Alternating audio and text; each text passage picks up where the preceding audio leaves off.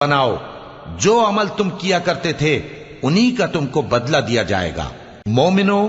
اللہ کے آگے صاف دل سے توبہ کرو،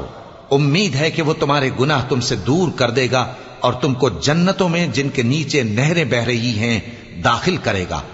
اس دن اللہ پیغمبر صلی اللہ علیہ وآلہ وسلم کو اور ان لوگوں کو جو ان کے ساتھ ایمان لائے ہیں رسوا نہیں کرے گا،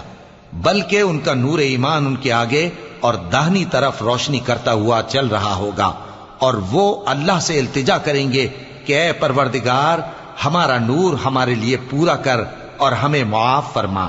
بے شک اللہ ہر چیز پر قادر ہے۔ اے پیغمبر صلی اللہ علیہ وآلہ وسلم، کافروں اور منافقوں سے جہاد کرو اور ان پر سختی کرو، اور ان کا ٹھکانہ دوزخ ہے اور وہ بہت بری جگہ ہے۔ اللہ نے کافروں کے لیے نوح کی بیوی اور لوط کی بیوی کی مثال بیان فرمائی ہے